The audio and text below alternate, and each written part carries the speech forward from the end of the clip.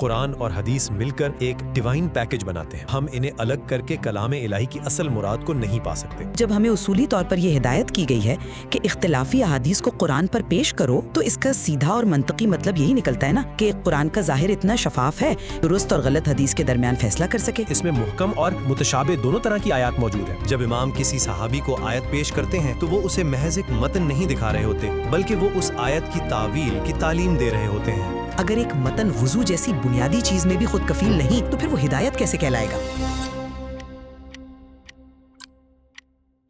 السلام علیکم ناظرین، آپ دیکھ رہے ہیں اکتشاف ٹی وی۔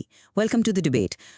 تصور کریں کہ آپ کے پاس ایک ایسی عظیم کتاب ہے جو بظاہر آپ کے ہر سوال کا جواب دیتی ہے، مطلب جس کی فصاحت کمال درجے کی ہے۔ جی بالکل۔ لیکن جب آپ اس پر عمل کرنے کے لیے کوئی حتمی اصول نکالنے لگتے ہیں تو ہر جواب کئی نئے سوالات کھڑے کر دیتا ہے۔ تو کیا ایسی کتاب اپنے قاری کے لیے خود میں مکمل ہے، یا اس کے اسرار کھولنے کے لیے کسی اور رہنمائی کی ضرورت ہے؟ آج ہم اسی پر بحث کر رہے ہیں۔ جی، اور یہ جاننا بہت ضروری ہے کہ قرآنی مفاہیم کو سمجھنے میں حدیث کا کردار دراصل ہے کیا؟ بالکل۔ تو ہمارا بنیادی سوال آج یہ ہے کہ کیا قرآن اپنی ذات میں اس قدر واضح ہے کہ اسے احادیث کو پرکھنے کے لیے ایک آزاد اور خود مختار معیار کے طور پر استعمال کیا جا سکتا ہے؟ میں بحیثیت میزبان اس نشست میں اس نقطہ نظر کی نمائندگی کروں گی کہ قرآن کے محکمات مکمل طور پر واضح ہیں، اور وہ مطلب بذات خود تصدیق کا ایک طاقتور فلٹر ہے، جبکہ میرے ساتھ موجود ماہر یہ موقف پیش کریں گے کہ ایسا نہیں ہے نا؟ بالکل، میں انتہائی احترام کے ساتھ اختلاف کروں گا، اور میرا موقف یہ ہے کہ قرآن اور حدیث مل کر ایک ڈیوائن پیکج بناتے ہیں۔ یہ دونوں اس قدر پیوستہ ہیں کہ ہم انہیں الگ کر کے کلام الہی کی اصل مراد کو نہیں پا سکتے۔ میں اپنی بات کا آغاز اسی زاویے سے کروں گا کہ ہم کلام الہی کے نزول کو کس طرح دیکھتے ہیں۔ صحیح۔ تو آپ کے خیال میں یہ ایک متن نہیں ہے؟ دیکھیں، بلا شبہ قرآن ہدایت کی کتاب ہے، لیکن یہ ایک مجرد اور تنہا متن یعنی آئسولیٹڈ ٹیکسٹ کی صورت میں نہیں آئی۔ جب ہم لفظ قرآن استعمال کرتے ہیں نا، تو دین کے وسیع تر تناظر میں اس سے مراد صرف سیاہی سے لکھے گئے الفاظ نہیں ہوتے۔ تو پھر کیا مراد ہوتی ہے؟ مراد ہوتی ہے قرآن اور اس کے ساتھ اس کی تعویل، جو کہ احادیث معصومین کی صورت میں ہمارے پاس محفوظ ہے۔ یہ دونوں مل کر وہ مکمل پیکج بناتے ہیں جس سے دین کا حقیقی فہم حاصل ہوتا ہے۔ آپ مطلب صرف ظاہری الفاظ کے سہارے کلام الہی کی حتمی مراد تک نہیں پہنچ سکتے۔ آپ نے اسے ایک ڈیوائن پیکج قرار دیا ہے۔ یہ یقیناً ایک دلکش تصور ہے، لیکن میں اسے ایک مختلف زاویے سے دیکھتی ہوں۔ قرآن خود اپنے بارے میں فرماتا ہے کہ یہ عربی مبین یعنی واضح عربی میں ہے۔ جی، فرماتا ہے۔ اور یہ لوگوں کے لیے ہدایت ہے، مطلب یہ کتاب سب کو بلا تفریق غور و فکر کی دعوت دیتی ہے۔ اب جب ہمیں اصولی طور پر یہ ہدایت کی گئی ہے کہ اختلافی احادیث کو قرآن پر پیش کرو، تو اس کا سیدھا اور منطقی مطلب یہی نکلتا ہے نا کہ قرآن کا ظاہر اتنا شفاف ہے کہ وہ درست اور غلط حدیث کے درمیان فیصلہ کر سکے۔ یہ بظاہر تو بہت منطقی لگتا ہے۔ میرا نقطہ یہ ہے کہ اگر قرآن بذات خود واضح نہ ہوتا تو اسے احادیث کو پرکھنے کے لیے ایک معیار کے طور پر کیسے پیش کیا جا سکتا تھا؟ مطلب ایک غیر واضح چیز کسی دوسری چیز کو کیسے پرکھ سکتی ہے؟ ہاں، آپ کا یہ استدلال ایک عام قاری کے لیے بہت کشش رکھتا ہے، لیکن جب ہم متن کی پیچیدگی کو دیکھتے ہیں نا، تو یہ استدلال اپنی کشش کھو دیتا ہے۔ آپ نے فلٹر کی بات کی۔ جی بالکل۔ تو سوال یہ ہے کہ کیا قرآن کی ہر آیت محکم اور واضح ہے؟ خود قرآن کہتا ہے کہ اس میں محکم اور متشابہ دونوں طرح کی آیات موجود ہیں۔ اب فرض کریں آپ کے پاس ایک حدیث آتی ہے جو کسی متشابہ آیت کی تعویل بیان کر رہی ہے۔ صحیح۔ تو آپ اس حدیث کو اس قرآن پر کیسے پلٹائیں گے جو آپ کے لیے خود متشابہ ہے، یعنی جس آیت کی جہتیں آپ پر خود واضح نہیں ہیں؟ آپ کا مطلب ہے ہم اسے پرکھ ہی نہیں سکتے؟ بالکل۔ آپ اپنی اسی علمی محدودیت کی بنیاد پر اس حدیث کی تصدیق یا تکذیب کیسے کر سکتے ہیں؟ متشابہات کا علم تو محض راسخون کے پاس ہے۔ ہم اپنی محدود بشری عقل سے ان پیچیدہ آیات کی گرہیں کھولنے والی احادیث کا احاطہ نہیں کر سکتے۔ اچھا، آپ کی یہ بات متشابہات کی حد تک تو قابل فہم ہے کہ وہاں انسانی عقل ٹھوکر کھا سکتی ہے، لیکن کیا ہم ان متواتر احادیث کو نظر انداز کر سکتے ہیں جو ہمیں ایک قطعی اصول دیتی ہیں؟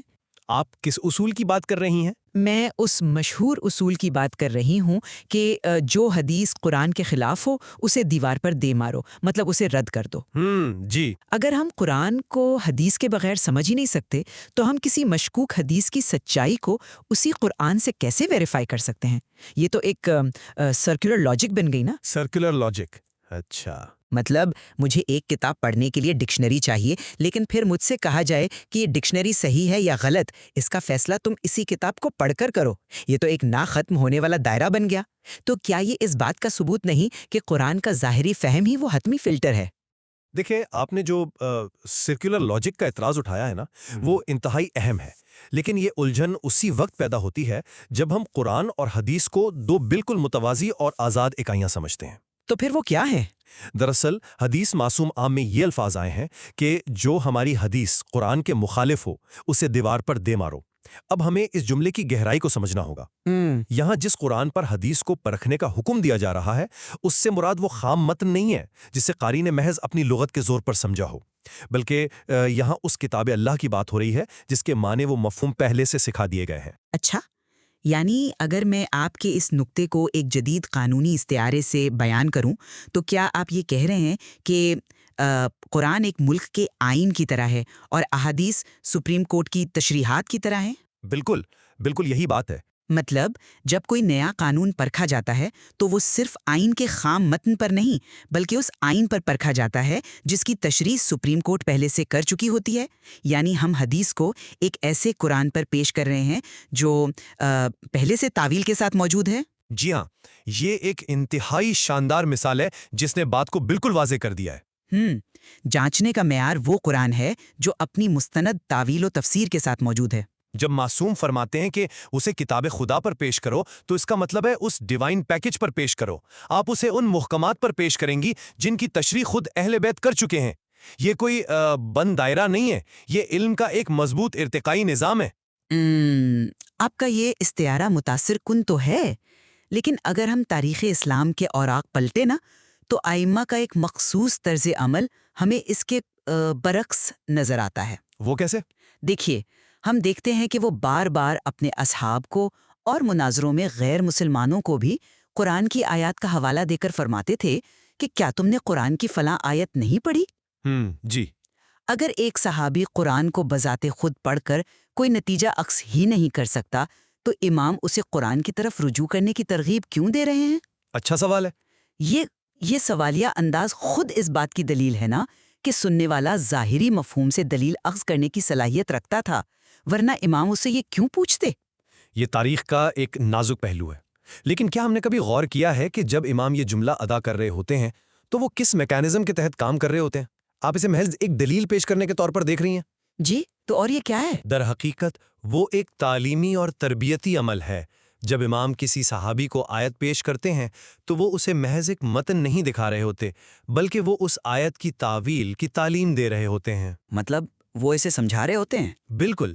کتنی ہی بار ایسا ہوا ہے کہ امام نے تشریح کی اور ایک جلیل القدر صحابی نے حیرت سے کہا کہ مولا ایسا معلوم ہوتا ہے کہ یہ آیت میں نے اپنی زندگی میں پہلی بار پڑھی ہے۔ ہاں، یہ جملہ تاریخ میں کثرت سے ملتا ہے، لیکن کیا یہ محض ان کی عقیدت کا اظہار نہیں تھا؟ نہیں، یہ محض عقیدت نہیں تھی۔ وہ صحابی 7ویں صدی کا عرب تھا جو عربی لغت کا ماہر تھا۔ اس نے وہ آیت یقیناً سینکڑوں بار نمازوں میں پڑھی ہوگی۔ تو پھر وہ ایسا کیوں کہہ رہا ہے؟ کیونکہ ظاہری فہم اس کے پاس موجود تھا، لیکن اس آیت کی اصل روح اور باطنی تعویل نہیں تھی۔ امام کا یہ سوال دراصل اس کے ذہن کو متوجہ کرنے کا ایک انداز تھا کہ تم الفاظ کی گہرائی تک میری رہنمائی کے بغیر نہیں پہنچ سکتے تھے۔ وہ انہیں متن سے تعویل کی طرف سفر کروا رہے تھے۔ میں آپ کے اس نقطے کو مان لیتی ہوں کہ جہاں تک پیچیدہ عقائد کا تعلق ہے وہاں صحابی کو اس آہا مومنٹ کی ضرورت محسوس ہوئی ہوگی، لیکن کیا ہم اس اصول کو سادہ احکامات پر لاگو کر سکتے ہیں؟ سادہ احکامات سے آپ کی کیا مراد ہے؟ جیسے مثال کے طور پر وضو کے احکامات۔ قرآن بڑی صراحت سے فرماتا ہے کہ منہ دھو، ہاتھ دھو، سر اور پاؤں کا مسح کرو۔ یہ تو بالکل محکم اور عملی احکامات ہیں نا؟ بظاہر ایسا ہی لگتا ہے۔ تو کیا ان پر عمل کرنے کے لیے بھی ہمیں کسی حدیث کا انتظار کرنا پڑے گا؟ اگر ایک متن وضو جیسی بنیادی چیز میں بھی خود کفیل نہیں تو پھر وہ ہدایت کیسے کہلائے گا؟ آپ نے وضو کی مثال دے کر دراصل میرے موقف کی سب سے مضبوط دلیل چھیڑ دی ہے۔ ذرا لسانیات کے زاویے سے اس آیت وضو کا تجزیہ کریں۔ جی بتائیے۔ اسی بظاہر محکم آیت نے مسلمانوں میں کتنے گہرے اختلافات پیدا کیے۔ قرآن میں پاؤں کے مسح کے حوالے سے لفظ کعبین آیا ہے۔ اب عربی لغت میں کعب کے کئی معنی ہیں، کچھ نے اسے ٹخنے قرار دیا، جبکہ شیعہ مکتب فکر میں روایات کی روشنی میں اسے پاؤں کی ابھری ہوئی ہڈی لیا گیا۔ مگر یہ تو انسانی فہم کا تنوع ہے، زبان اپنے اندر وسعت رکھتی ہے نا؟ زبان یقیناً وسعت رکھتی ہے، اور یہی میرا نکتہ ہے۔ زبان کی یہ وسعت ہی تقاضا کرتی ہے کہ کوئی ایک حتمی اتھارٹی ہونی چاہیے جو بتائے کہ اللہ کی مراد کیا ہے۔ ایک اور مثال لیں، المرافق یعنی کہنیوں تک۔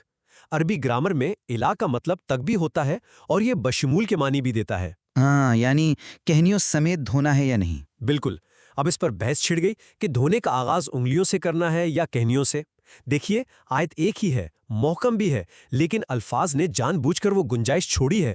جب تک معصوم کا عمل آپ کو نہ بتائے کہ حتمی شرعی نتیجہ کیا ہے، آپ فیصلہ نہیں کر سکتے۔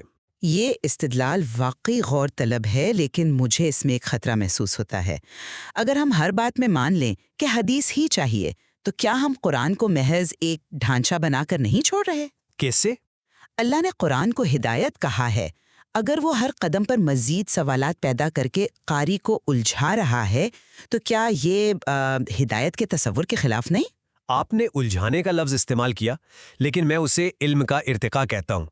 قرآن آپ کو بنیاد دیتا ہے اور پھر وہ چابی آپ کے سپرد کرتا ہے کہ اب حتمی جواب کے لیے اس ہستی کے پاس جاؤ جس کے سینے میں تعویل اتاری گئی۔ ہم قرآن کی حیثیت کم نہیں کر رہے، ہم اسے اس کے ڈیوائن پیکج کے ساتھ تسلیم کر رہے ہیں۔ تو اس فریم ورک کو سمجھنے کے لیے کیا ہم عقائد سے کوئی مثال لے سکتے ہیں جہاں الفاظ بالکل واضح ہوں لیکن مصداق طے کرنے کے لیے حدیث ناگزیر ہو؟ بے شک، آیا ولایت اس کی بہترین مثال ہے۔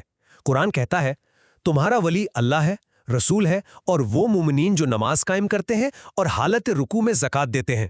جی، اور اس میں وہ ابہام کہاں ہے جو وضو کی آیت میں تھا؟ یہ تو بہت واضح ہے۔ ابہام الفاظ میں نہیں، اس کے مصداق میں ہے۔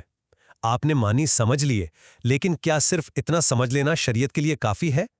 کیا اس کا مقصد ایک عمومی صفت بتانا تھا یا ایک مخصوص ہستی یعنی علی ابن ابی طالب کی ولایت کا اعلان کرنا تھا؟ ظاہری الفاظ بتا رہے ہیں کوئی رکوع میں زکوٰۃ دیتا ہے، لیکن وہ کون ہے؟ یعنی قرآن ہمیں ایک خاکہ دیتا ہے، لیکن اس کے اندر رنگ بھرنا یعنی مصداق متعین کرنا وہ بغیر حدیث کے ممکن نہیں۔ ہم لغوی مطلب سمجھ سکتے ہیں، لیکن حتمی عقیدے کے لیے ہم تعویل کے محتاج ہیں۔ آپ نتیجہ نکال سکتی ہیں اور ہو سکتا ہے وہ درست بھی ہو، لیکن جب تک تعویل کی مہر تصدیق نہیں ملتی، آپ یقین کے درجے پر نہیں پہنچ سکتی۔ اگر میں اپنی بات سمیٹوں تو وہ یہ ہے کہ حدیث کی رہنمائی کے بغیر قرآن سے کوئی بھی حتمی شرعی یا روحانی نتیجہ اخذ نہیں کیا جا سکتا۔ تو یہ ماننا پڑے گا کہ ہماری آج کی یہ گفتگو یقیناً چیلنجنگ رہی ہے۔ میرے نزدیک قرآن کی فصاحت ایک آزاد فریم ورک دیتی ہے، لیکن ساتھ ہی ہم اس ڈیوائن پیکج کی دلیل کو بھی نظر انداز نہیں کر سکتے۔